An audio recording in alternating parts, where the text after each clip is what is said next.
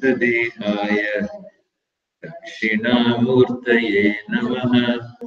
Om Sahana Bhavatu Sahano Bhunaktu Sahaviryam Karavavahai Tejasvinavadhitamastu ma Vishavahai. Om Shanti Shanti Shanti.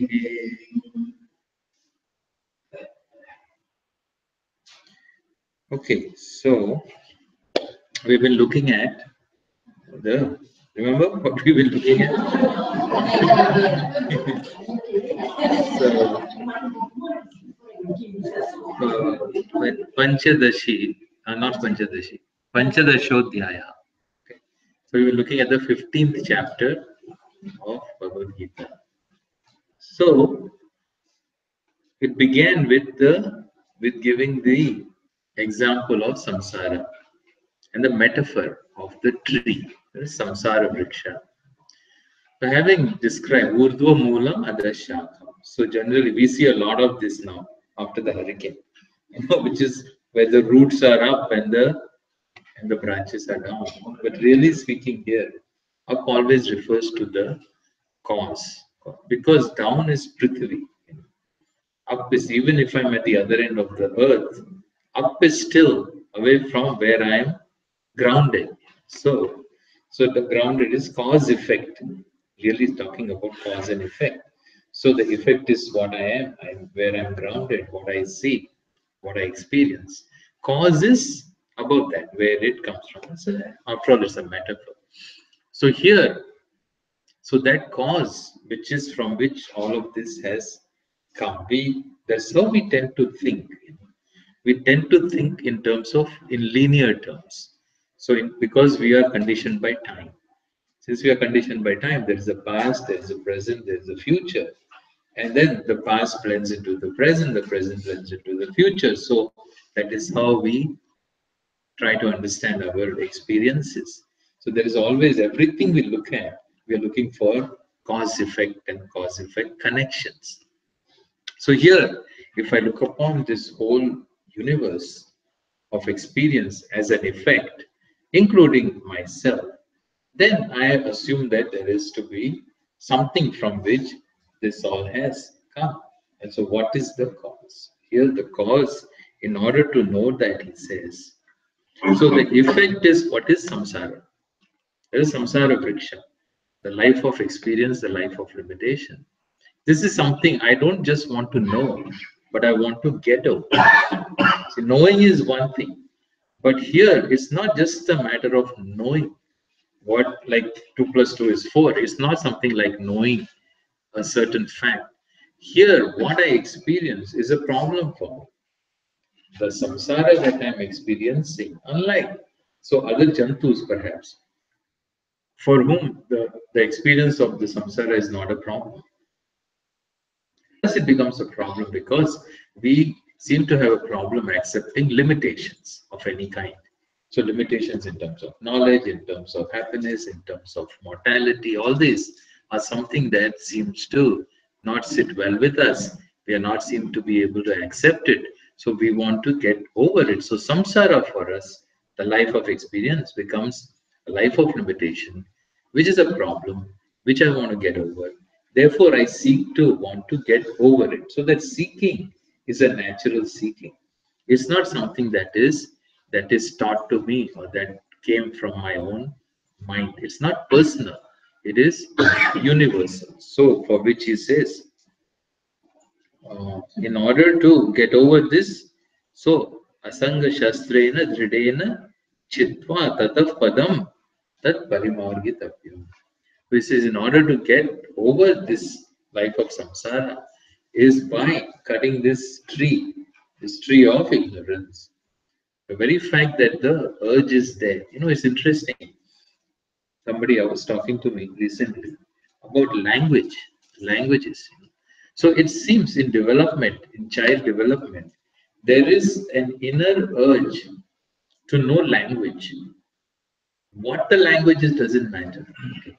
So that there is an instinctual urge and a push for cognitively for a child to develop some capacity to communicate in language. Okay, so then there are different types of languages are there. They even talk about this. Even a child who's blabbering is actually developing a language between the infant and the mother. So kind of a language develops in terms of, that's why sign language and all is universal. Okay, so even though languages are different, sign languages are pretty universal. You can go to a totally different culture and not know their language. But if you're hungry and you want to eat, you can make a sign which they will understand. So that seems almost like a universal thing. So this kind of an urge is there for, so language. This person I was talking to is then, but then I was thinking this is also true for this particular urge. Okay, the urge to be free, the urge to want to know the cause. So there is this inner need in a human mind in order to connect with one's own source. Then how one goes about doing it and how one understands the source, defines the source, etc., varies in different theologies. People have different ideas, those kinds of things. But the need to know and the need to seek out the source is something which seems to be very universal. So because it has, so anything universal, then there is a fulfillment. Otherwise, it will not be there. Even if there's so many things in us that are not there, that are universal. So because there is no, always the fulfillment potential is not there. Here, wherever there is a potential for fulfillment, you will find there will be a universal urge. Okay, that's the nature of how things seem to be. So here also there is this universal need to know the source. And so since I have an urge to be free from limitations, here the message of the Shastram is that this urge is something that can be fulfilled. There is a potential for its fulfillment, otherwise it will not be there. Now, how do you fulfill it is the question. How do you fulfill it? So here, as we have seen before, in order to be free from all limitations, this is not something one can become by a process in time and so on. Therefore, this is something which is already has to be a fact. Okay, it is a fact which I'm not cognizant of, which I have denied to myself because of ignorance. So this is something which is already there, which needs to be accomplished by knowing. Therefore, it's in terms of knowledge. It's in terms of knowledge, in terms of self recognition or Atmajnana, whatever we call it by different names. So it says by means of this knowledge, knowing oneself becomes the Shastra. It becomes the weapon by which this tree of samsara is cut and I become free from what I experience myself as being limited. So having talked about that, then the chapter talks about so an identity, oneness between the cause and the effect. Mamaivaamsho, Jiva Loke, Jiva Bhutaha, Sanatanaha, all this we saw last time. So that I am one with the cause. So the creator. So that the cause is source is what we call as so the creator. That from which something has come. Here it's a creator. There is sentiency involved here. It's not just a creation between so one inert object becoming another inert object. Because here there is intelligence involved. So there is a sentient being involved who is called as so creator, the one who created. Then the next question becomes what is the connection between the two? What is the relationship between the two? So here he says that the creation is something that is not distinct, that is not separate from the creation in the way we understand it in our tradition. In some tradition and theologies, they look upon them as separate. The creator as being separate from the creation. We don't understand it that way. So, having said that, that same idea is now continued. in this next few verses. We'll see that. Number 16. Dvavimau purushau loke Ksharaschakshara eva cha Kshara sarvani bhutani Bhutastokshara uchyate. So he says, Dvau imau purushau loke. In the loka, in the world of my experience, it says there are two. This is what something to know. There are two purushas. The term purusha is used here. Okay, there are two types of purusha. What are they? He says ksharaha and aksharaha. One is called as kshara purusha. One is called as akshara purusha. So these are two categories. Okay, like I said, we can have any kinds of categories. It depends on how we categorize things in order to understand. We always create categories just in order to understand something, so that we are able to relate to the things. Otherwise, everything will be very amorphous. So here, when I look at the world of experience, it is constituted of, he says, two categories. One is called as Kshara Purusha, one is Akshara Purusha. Here, so what do you mean by Purusha?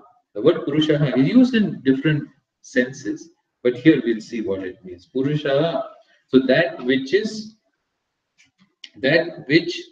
the indweller.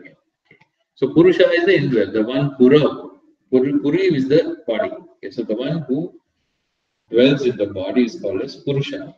So this is one meaning. A person is called as Purusha. Or the word Purusha is also used for an individual. It can be used for the totality also. So Purusha, like in Purusha Sukta. So the name for the Lord also is Purusha.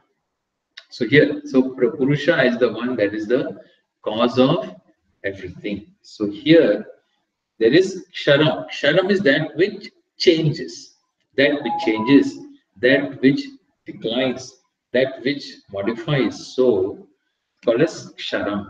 So the word Kshara Purusha refers to all that we call as Karya Prapancha, the effect, that which is experienced in terms of objects, okay, the names and forms.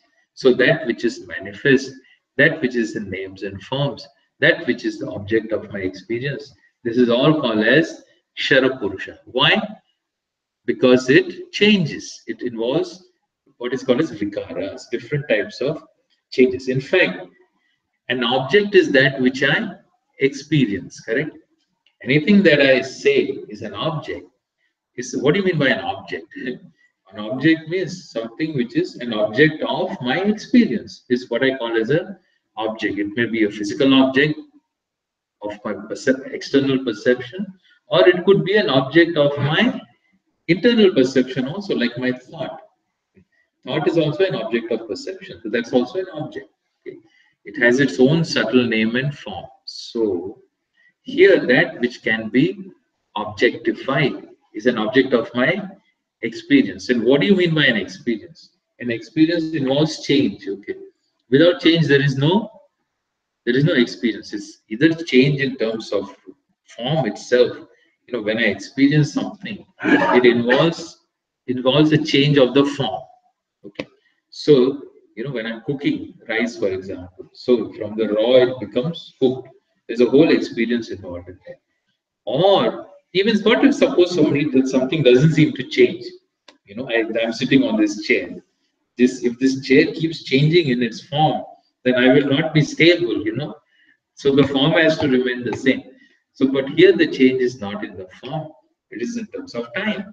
So even though the form looks like it's not changing, but the time is changing. So there is always some change that is involved when I talk of an experience. So experience means vikar, and it also means names and forms, nama rupa. So with Vikara, with Nama Rupa. This is what is called as Karyam. The effect, okay, that which I experience. So this, he says, is always, that is Jadam. It is inert. In itself, an object is inert. The one who experiences is the one who is sentient. Okay. So that which is inert, that which undergoes change, that which undergoes modifications, that which is in the form of names and forms. That is what is meant by Ksharam or Ksharapurusha.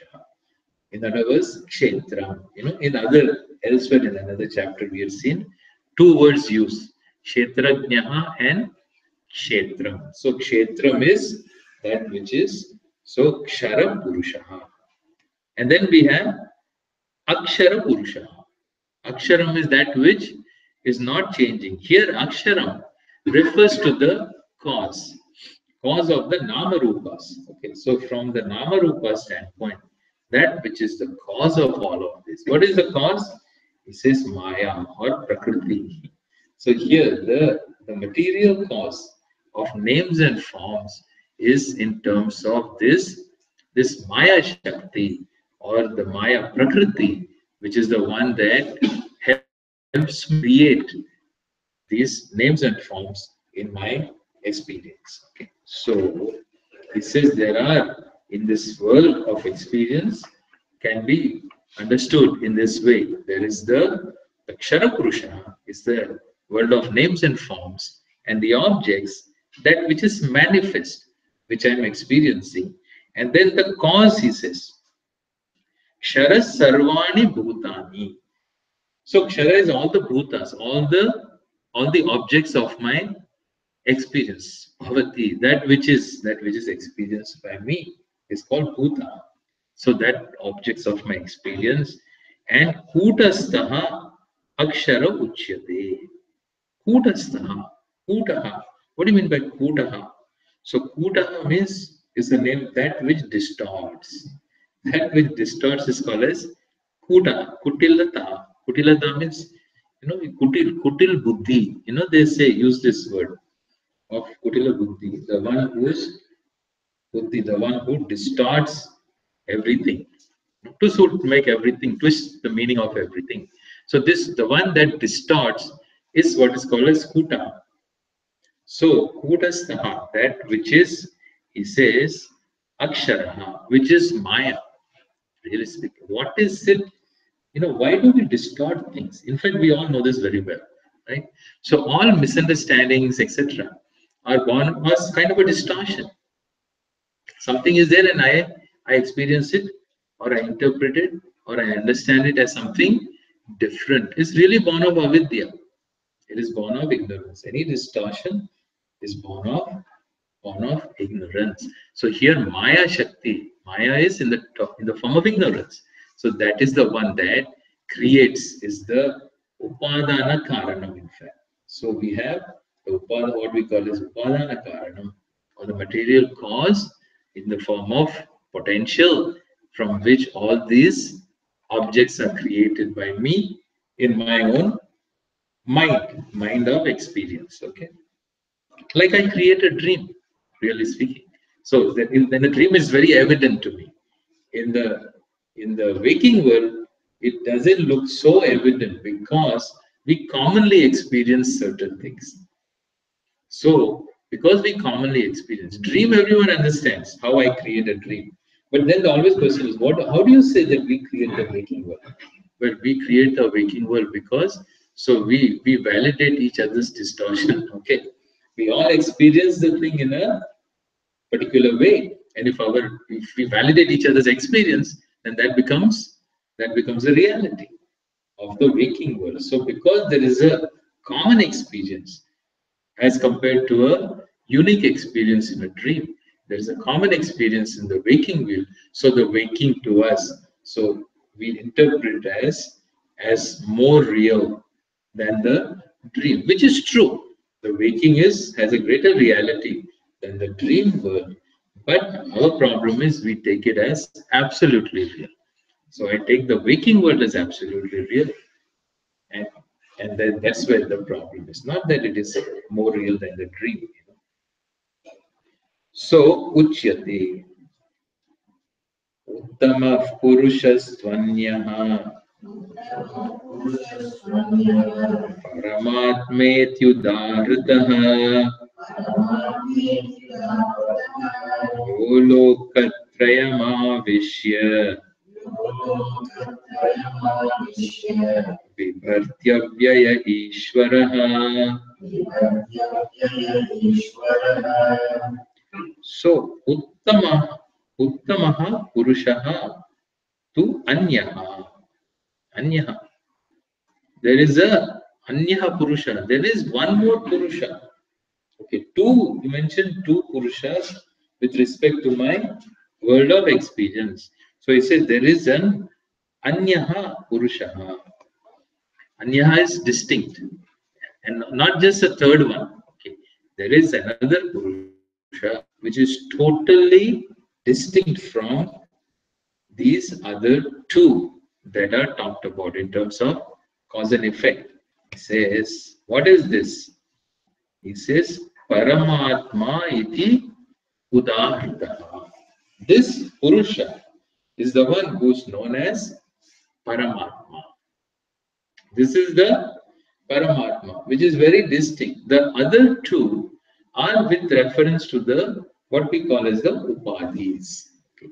What we wrote the Upadhi. Upadhi is that which, so my experience is the Upadhis, really speaking. The Upadhis make the experiences possible.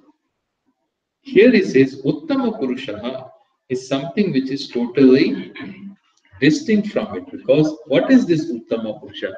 That is what is called as Atma. That is the Para-Atma or the Paramatma. The Atma is the subject now. So here, in terms of the experience, there is a cause effect. He says it's not that the cause is the subject and the effect is the object of experience. It's not like that. The effect is an object of my experience, right? All the Nama Rupas are the object of my experience. The cause of the object of my experience is what? The cause is also the object. Cause is also the object because the object is so that the effect is always as it came from the cause. So the cause manifests as the effect comes from the cause. So both have to have the same reality. So if this is an object, that is also really speaking an object. Here he says there is a third Purusha, which is the Paramatma, which is the Paratma, which is your subject, really speaking. Subject is totally distinct from the object. Subject is not just another object, which is what we take the subject to be. Subject is totally distinct from the object. That is the one who is in the form of. So Sat Chitan Ananda Swarupam is what is the Atma or the Paratma. Paramatma is called as. Okay.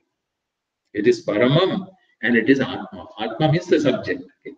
And Paramam is that which is the most exalted, that which transcends the other two. Yaha Lokatrayam Avishya Vibharti. Yaha means the one, this one, who is the Paramatma. He says, Lokatrayam Avishya, abiding. So in all the lokas, lokas are the worlds of experience. Okay, the three loka, Bhuhu, Bhuvaha, and Swaha is called as the three. Bhuhu is the earth, the Prithvi, what I experience, my own universe. Then Swaha is the heavens, another world of experience, and in between whatever other worlds may be there, may not be there, etc. All this, if there are other worlds in between, that are all included in the Bhuvaha. Words Avishya, Praveshya. Why? Because Vibharti means the one who sustains. Okay, the one who sustains. Avyayaha is that which sustains, and that itself doesn't change. Now keep in mind the subject. Here we are talking of the subjects. Now the subject has to not change. Only then it will experience the objects. Okay? Otherwise, if the subject also is changing along with the objects, it's not going to experience an experience. So any experience to be experienced requires a relatively changeless entity. So ultimately, all the experience to be experiences requires one thing, which is totally changeless, which is what is the subject. So he says, Vibharti dharayati. Dharayati means that which sustains. So this Paramatma is the one who, so if you look at it from an individual standpoint, so there is this whole world of experience, there is the subject, and the subject is the one who sustains everything that is experience, including the objects of experiences. So the one itself being changeless, he says, avyaya, from a total standpoint, if I look at the whole thing, the one that one subject, there are not many subjects here. There is that one subject, Atma, because Atma has to be one. It cannot be many. We've seen that. So here, that is called as the one who sustains everything is called Ishvara. So thus this Paramatma, so is the one who sustains everything, is the one who is Ishvara. He is the Uttama Purusha. He is the Uttama Purusha. Then from an individual standpoint, we sometimes use the word Jivatma.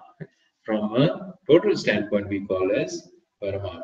Paramatma therefore is Ishvara. So keep in mind now, the Upadana Karanam that we call Maya Shakti is in terms of cause effect. Both come under the realm of Vidya. Whatever Ishvara is, the Karanam here, from its own standpoint, so with reference to the world, it includes, it is, so Nimitta Karanam and Upadana Karanam, both. But from its own standpoint, it is the changeless Avyaha, Ishvaraha is Brahman, really speaking. The other word that is used, Brahman, not used here, but then for Ishvara, in terms of the Swarupa, its own standpoint is Brahman. It's reference to all the creation and experience, it's called as Ishvara. So Ishvara with this Maya becomes the Jagat Karana. That is how we understand it. It's interesting, There is some philosopher, Western philosopher, so said this thing in an interesting way. So he said there are 4 things to know in terms of knowing yourself and the world. So in terms of this creation, we talk of creation also. So there, this person said, so there is that which creates and is not created. That is one. That which creates and is not created. Second one is that which is created and creates. That which is created and creates. Third one is that which is created and does not create. That which is created and does not create. And the fourth one is that which is not created or creates. Okay. That which neither creates nor is created. Got it? Got it? Okay. It's very interesting. Okay. He must have had some exposure to this knowledge, Vedanta knowledge, really. Because look at it. This is how I would interpret this now. So that which creates and is not created itself. That is Jagat Karana, what we call as Jagat Karana. So that which the creator who's the ultimate creator, For every creation, there is a creator. But then that creator was also like my father and mother. So my parents are my creators, but they were also created. They also had parents, then their parents, and so every time there is a creator, because a relationship. So for that relationship with reference to another creator, that becomes the creator.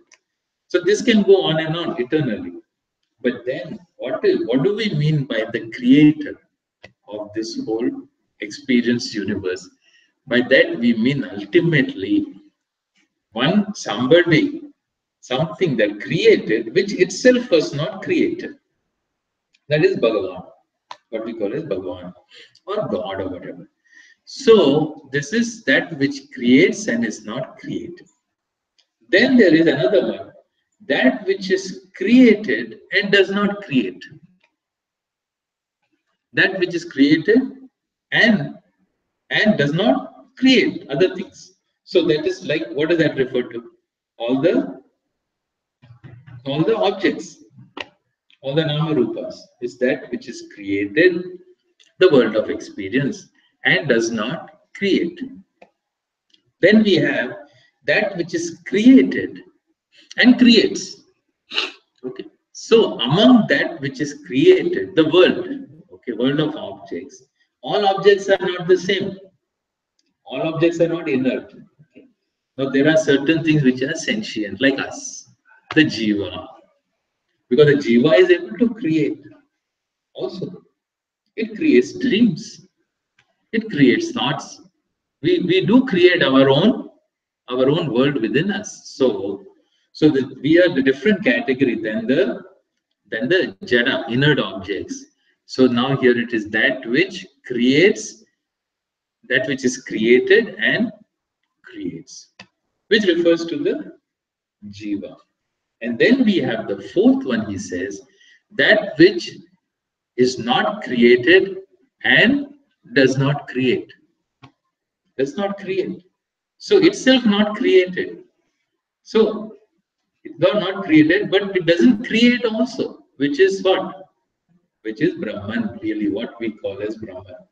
Because Brahman is akarta, itself akarta. So this is itself not created because it transcends time. At the same time, itself is not creates anything because there is no such thing as real. That which is created is not real. It is mithya rupam. It is not satyam. So that is the satyam Brahma, is that which, I don't know how he got these ideas, but really, it's not normally, this was considered blasphemy. Of course, this is usually what happens. So his ideas were not accepted and were considered blasphemous. But really, he must have had some exposure to this kind of thinking. So in any case, so it is that which creates and is not created. That is Jagat Karana, Bhagavan. That which creates and does no, that which is created and does not create, which is Jadavastu, any object. Then we have that which is created and creates. So like the Jiva. Okay, the Jiva is created, but itself is capable of creating certain things. And then we have the fourth, which is that which does not create and is not created, but is still there. It's still there. That is what we call as Brahman. Yeah. I forget the name. I did what it was, but it was very interesting. Anyway, so Yasmat Sharamati Doham Aksharadapi Chotamaha Atosmi Loke Vedecha Pratita Purushottamaha Yasmat. This is Yasmat. Karana, Ksharam Atitaha Aham Aksharadapi. Aksharad Api Aham Atitaha. I am the one who transcends. Why is it? Why am I called Uttama Purusha? Uttamam is that which is the most exalted, because I am the one who, he says,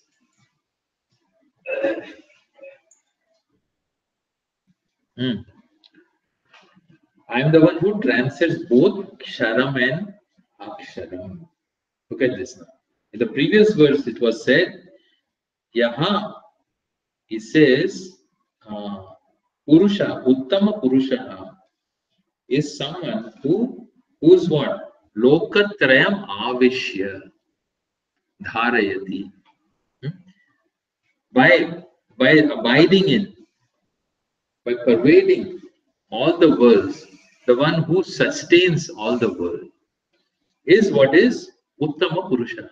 So here, in other words, that which is immanent, that which is present, that which is as that which sustains this whole experience is Bhagavan. That's why for us Bhagavan is all pervasive, sarva vyapi, antar bahischa tat sarvam vyapya narayana sthitaha. Same thing it says.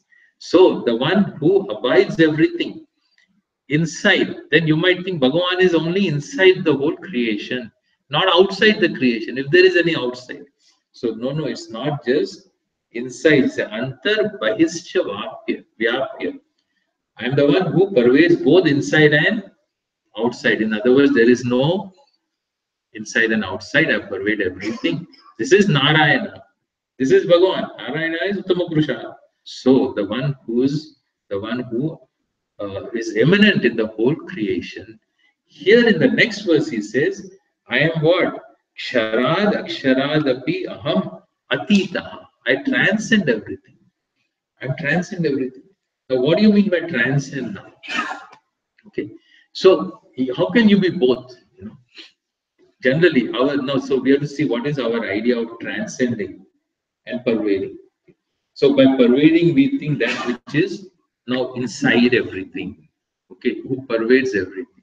But how that means, what do you mean by transcend? Transcend means, generally we think transcend means that which is above everything, correct? So I transcend. So it's because we have this linear concept of, so some kind of a cause effect thing. Transcending means beyond everything, and pervading means inside everything. But he says, I am both. I am both. Don't think that I am not, because there is no inside outside. There is no inside outside. I am transcending. Not only that, transcend here also means I am of a different character. Because Nama Rupa. So I sustain all the Nama Rupas. At the same time, I am not one of the Nama Rupas. It's something like I sustain time, but I transcend time. In order to sustain time, I have to transcend time. Okay. I cannot be in time and sustain time. In order to sustain time, I have to transcend time. Only then I can transcend. We have to, whatever we need to sustain, we have to transcend. Okay. Even if it is our buddhi, if it is our mind, it is our problem. Even our problems, I tell you. If I have to solve my problem, how do I solve my problem? Not by becoming another problem, correct? So here I am going to solve, suppose somebody comes to me and then for therapy. This is the whole idea of therapy.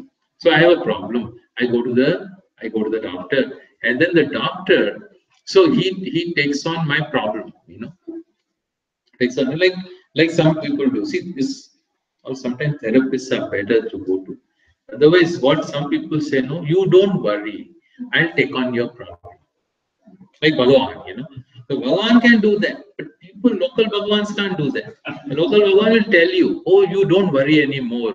Now you have come to me. I will take care of you. I will take care of you. So that's a dangerous thing.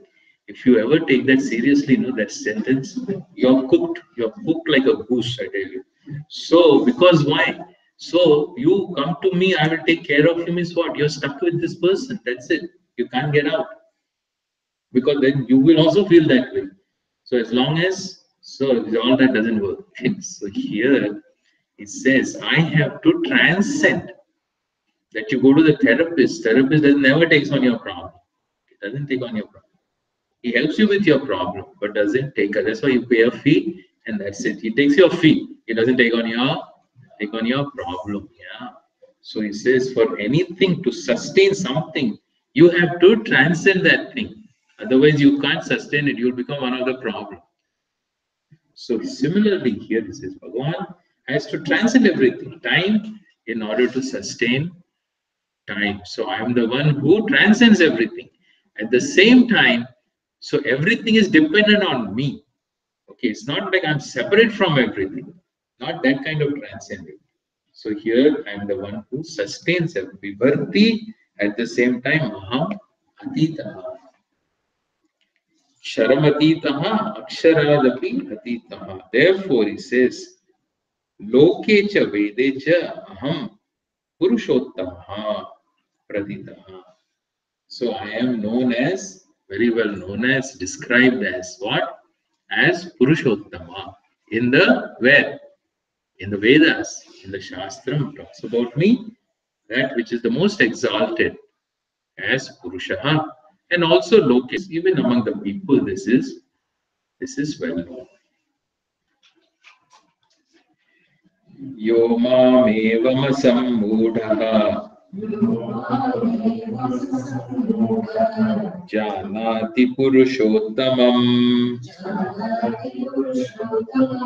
sasarvavid bhajati mam sarvabhavena bharata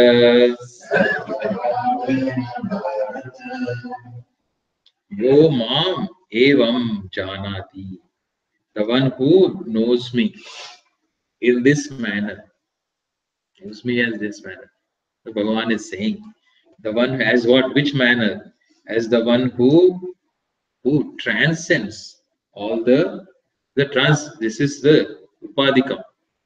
Transcends, sustains everything, the upadis, and transcends all the objects of experience. He says, Evam Janati Saha Sarvavit Bhajati. He is the one. So he is two things are. He is Sarva, we call him Sarvavit. The one who knows everything. So here we've seen this. Everything is not literally everything. With reference to Bhagavan, it is literally everything also.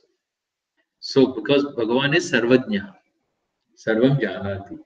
But here, the one who knows this fact, the one who knows this truth about myself and himself, itself. Okay, so the Jiva, the one who is called as also Sarva. He is also called as Sarvavit. Why? Because he knows what is the essence of everything.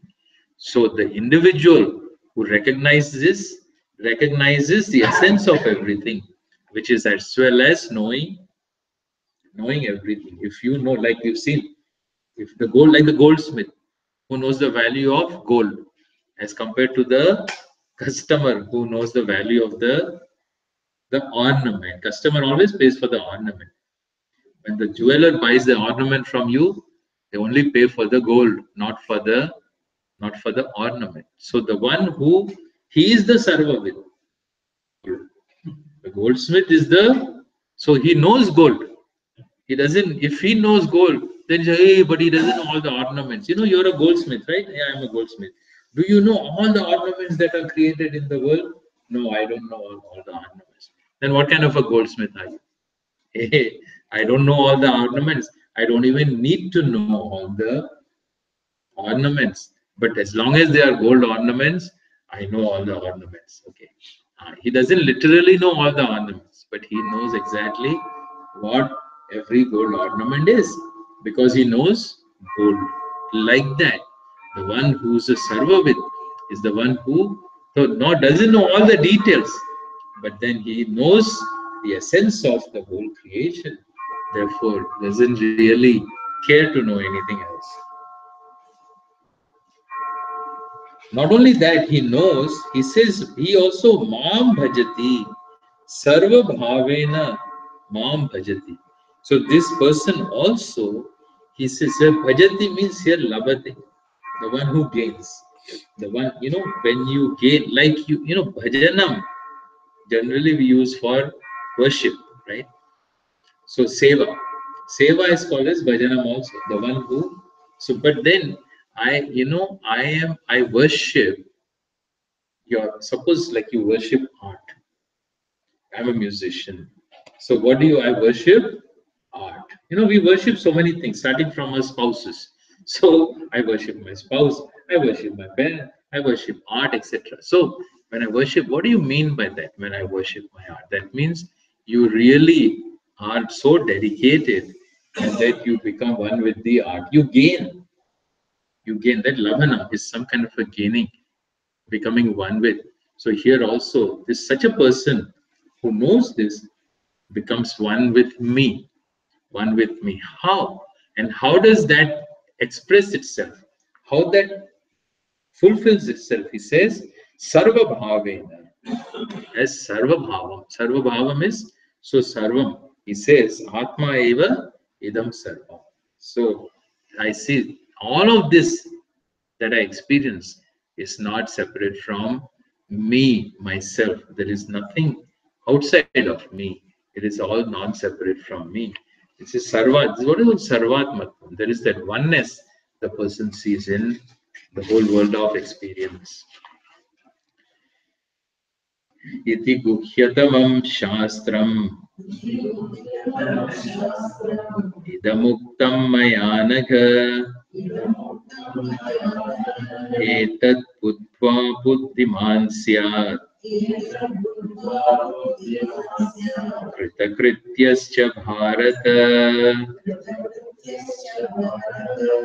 So iti guhyatamam shastram idam shastram maya uktam. So thus this particular shastram, this teaching has been is said to you by me. Okay, what kind of a? He says guhyatamam, that which is the most guhyam, the biggest secret, the most secretive. Why most secretive? Because so the message here is something which is not easily understandable. There are two ways to keep a secret, right? One is you don't tell anybody, and one make it very obvious. So if you want to hide, that's what in the army, in the battle. So there used to be either there are two ways of hiding something. Okay, you have a battle tank, right? There are two ways to hide it. One is to completely cover it, and the other one is to camouflage it. To camouflage it. Okay, so in covering, there are two different principles. When you cover it, you hide it completely. It's out of the person's vision. That is one kind of you put it in a bunker, nobody can see it. In camouflage, the whole concept is different. You're not hiding anything, but you're hiding by putting it in front of the person. You put it right in front of the fellow's eyes, but you blend it with the background. That's the idea. So you're the same object. When it is blended with the background, it becomes hidden. Okay. So this Atma is camouflaged. Really, this knowledge is a camouflage. It is not hidden. It is not hidden away secretively, buried somewhere in some Brahmana's buddhi. It's not like that. It is a camouflage. Shastram is there. It's available. It's out there. It is said in every prayer. It is said in every verse. It is said in every statement that is there in our scriptures. Everybody knows it. It's not even hidden. Purusha Suktam, everybody recites.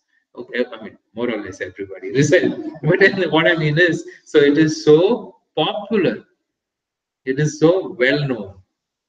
So, but the whole knowledge, it is all Shastram alone, nothing else. Puranas are all Shastram. Itihasas are Shastram. Everything is full of this knowledge scattered all over the place, but it is camouflaged. Okay. So people look at it and then they don't see it. It's like that picture we used to have, not too long ago, where you look at these dots, and then they will say, look, and there is a Statue of Liberty. You can see. Can you see? Can you see? We all tried, right? In the beginning, you look at it, you can't see anything. You just see the dots. Suddenly, you see the statue. So that is what makes it Guhyatamam. It's the most secretive, camouflaged knowledge available all over the place. He says, Maya Anagha. Anagha means the one who is free from Papa. Apapa. Apapa is Anagaha. He says, Etad Buddha. Etad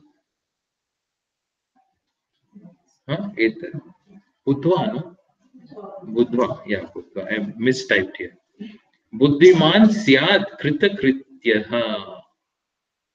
So he says Buddhiman. So the one who knows this, what happens? He's the one who knows, he becomes Buddhiman. And he's also becomes krita krityaha. He becomes one who has so done everything that needs to be done, really speaking. So there's always a question. What more do I have to do? What more do I have to do? The person is always thinking. We always think there is something more to do, something more to do. You here live a whole life, At the end of the life, also we are wondering. We are not ready to go. We're not ready to go. Why are you not ready to go? Because I have something more to do. Something else is to be done. Something else to be done. What else is to be done? You've seen the whole world. You've traveled everywhere. You've eaten every food. You've done whatever this has to be done. But what else is to be done? No, no, no, no. My great grandchild has to be married and all kinds of things. So something has to be done still. Then that is not karanam. Something has to be karaniyam. Karaniyam. Such a person is a krita kritya. Is the one who whatever has to be done has been done. So the person has that inner sense of fulfillment, of completion. Everything is there. All the checks have been signed. Like when you are quitting a job, when you're retiring, everything is signed. Everything has to be, all the debts have to be cleared. So this was funny, I quit my job one time. So I quit my job. So one important thing you're supposed to do is clear your desk, right? You're supposed to clear your desk. So I cleared all the important stuff. I cleared. There's so much junk, I tell you. So you clear till the last minute. You're busy. You're not able. So my desk was all clear. My file cabinet was not clear. Not completely clear of the junk. Some old papers, articles, all these things are sitting there. So I figured, well, maybe the other person, next person will need it. Maybe I left it. Anyway, I had no more time to clear it. I cleared myself. I didn't completely clear, which was all okay for me. But the problem was, so I went back to my job, So something happened. Then I ended up going back to the same place, and they gave me the same office, and the same office. They have the same file cabinets, same table. So which was okay. But then he also said, so Dr. Ramaswamy, you did not clear your office the last time when you went. You should have cleared it properly. You did not clear it. So like that, all that is not there here. Everything is cleared, all this done, and he is krita kritya. So this with respect to life itself, the person has that sense.